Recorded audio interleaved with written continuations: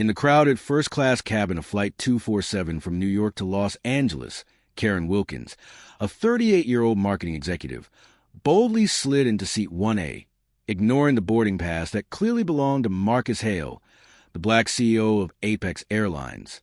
Minutes later, Hale, witnessing the entitlement firsthand, made a decisive call that halted operations across the airline's network, stranding thousands and sparking a nationwide conversation on privilege and accountability.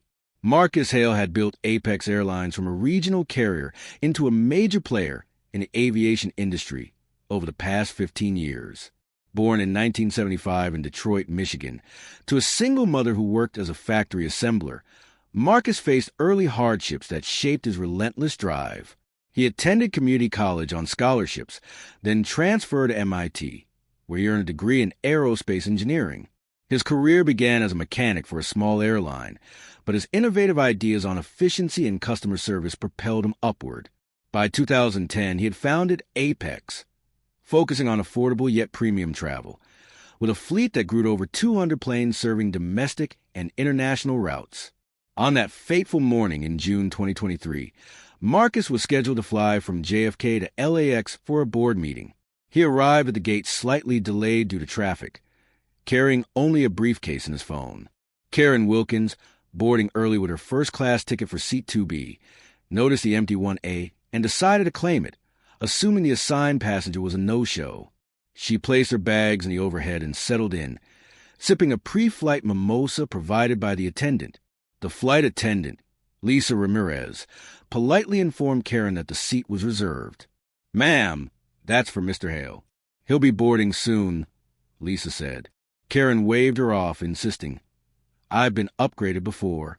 It's fine, the plane's not full." Lisa hesitated but continued pre-boarding checks, noting the irregularity in her log. Marcus boarded last among the first-class passengers, his presence commanding respect from the crew who recognized him instantly. He approached row 1 and saw Karen in his seat. "Excuse me, that's my assigned seat," he stated calmly, showing his boarding pass. Karen looked up, her expression shifting to annoyance. "I got here first. You can sit in mine. It's right behind," she replied, not budging. The exchange drew attention from nearby passengers. Marcus, maintaining composure, signaled to Lisa. "Please handle this according to protocol," he instructed. Lisa asked Karen again to move, but Karen demanded to see a manager, claiming discrimination against her as a frequent flyer. "This is ridiculous. I'm not moving for anyone," she added loudly. Marcus stepped aside, pulling out his phone. He called Apex's operations center in Dallas. "This is CEO Hale. Ground Flight 247, immediately for security review. And initiate a full fleet stand down until further notice," he directed. The operations director, stunned but trained for executive overrides, confirmed the order. Within minutes, the captain received instructions to delay pushback. Word spread through the cabin. Passengers murmured as announcements cited operational issues. Karen, overhearing snippets, realized the gravity when the plane remained at the gate. Airport screens began showing delays for all Apex flights, from Miami to Seattle. Social media lit up with reports of grounded planes, passengers stuck on tarmacs, and confusion at check-in counters. Marcus addressed the cabin briefly. "Ladies and gentlemen, due to a seating dispute involving protocol violations, we've had to pause operations. We apologize for the inconvenience." He then spoke directly to Karen. "Ma'am, airline policy requires passengers to occupy assigned seats. Your refusal has triggered a safety and compliance review across the board." Karen's face paled as she connected the dots. "You're the CEO? This is insane. You can't shut down an entire airline over a seat," she exclaimed. Marcus replied evenly. "It's not just a seat. It's about respect for rules that ensure everyone's safety and fairness." Security escorted Karen off the plane, citing disruptive behavior, and she was rebooked on a competitor's flight later that day. The shutdown lasted 45 minutes, enough to disrupt schedules nationwide. Apex's stock dipped temporarily, but Marcus held a press conference upon landing in LAX.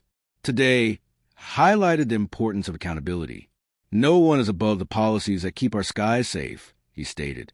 The incident went viral, with videos from passengers showing the confrontation. Karen, back in New York, faced backlash online. Her employer, a tech firm, issued a statement distancing themselves, and she later apologized publicly, admitting her actions were entitled. Marcus used the moment to launch internal training on inclusivity, emphasizing how microaggressions can escalate. In the following months, Apex recovered stronger, with increased bookings from supporters who admired Marcus's stand. The event became a case study in business schools, illustrating leadership in the face of prejudice. Marcus Hale's journey to CEO wasn't without obstacles. In his early days at the regional airline, he encountered skepticism from colleagues who doubted a black man's technical expertise. He proved them wrong by redesigning maintenance protocols that saved millions. When founding Apex, investors hesitated due to his background, but a key venture capitalist, impressed by his vision, backed him. Apex prioritized diversity, hiring from underrepresented communities, and offering scholarships for aviation careers. On the day of the flight, Marcus had been reflecting on a recent merger deal that would expand Apex internationally. The seat incident interrupted that, but it reinforced his commitment to equity. Lisa Ramirez, the attendant, later received promotion for her handling of the situation, becoming a trainer for conflict resolution. Passengers on Flight 247 had mixed reactions. Some, like businessman Tom Riley in Seat 3C, supported Marcus, saying, "It's about time someone stood up to that kind of behavior." Others grumbled about the delay, but understood once explanations surfaced. The fleet stand-down involved coordinating with FAA officials, who cleared the resumption after a brief audit confirmed no actual safety issues. Marcus personally oversaw the restart, ensuring minimal long-term impact. By evening, most flights were back on schedule, with compensations offered to affected travelers. Karen Wilkins' life changed post-incident.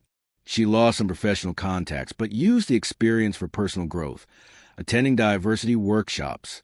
In an interview, she reflected, "I didn't see the bigger picture. It was a wake-up call." Marcus continued leading Apex to new heights, acquiring smaller carriers and introducing eco-friendly planes. The story inspired policies across industries, promoting zero tolerance for entitlement. Years later, Marcus authored a memoir, Seats of Power, detailing the event and its lessons. It emphasized how one moment can redefine corporate culture. The incident also sparked dialogues on race in corporate America. Marcus spoke at conferences, sharing how his identity influenced perceptions, yet his authority prevailed. Apex's board commended his decisiveness, noting it boosted employee morale. Staff felt empowered, knowing leadership backed fairness. In retrospect, the shutdown wasn't just revenge. It was a calculated move to uphold standards. Marcus often said, "Power isn't about punishment. It's about protection." The ripple effects extended to aviation regulations, with calls for stricter passenger conduct rules. Karen eventually started a consulting firm on workplace etiquette, crediting the event for her pivot. Marcus's family, including his wife Elena and 2 daughters, supported him through the media storm. Elena, a lawyer, advised on legal aspects. The story remains a benchmark for handling conflicts with poise and principle. Word count, 1,056. Expanding further to reach 5,000 words with detailed backstories, additional events, and long-term impacts. To deepen the narrative, consider Marcus's early influences. His mother, Gloria Hale, instilled values of perseverance, often quoting, "Rise above, but never forget where you stand." In high school, Marcus excelled in math and physics, winning science fairs with model planes. At MIT, he faced isolation, but formed alliances with mentors who saw his potential. Apex's growth involved key milestones: securing first major route in 2012, going public in 2018, and navigating the pandemic with innovative safety measures. Marcus's leadership style was hands-on, often flying incognito, to gauge service. Karen's background added context. From a privileged suburb in Connecticut, she climbed the corporate ladder through networking. Her entitlement stemmed from unchecked successes, but the incident humbled her. During the confrontation, fellow passenger Dr. Aisha Patel intervened subtly, saying, "Ma'am, please comply. It's policy." This diffused some tension. The operations center's response was swift. Director Carla Jenkins executed the order, alerting all hubs.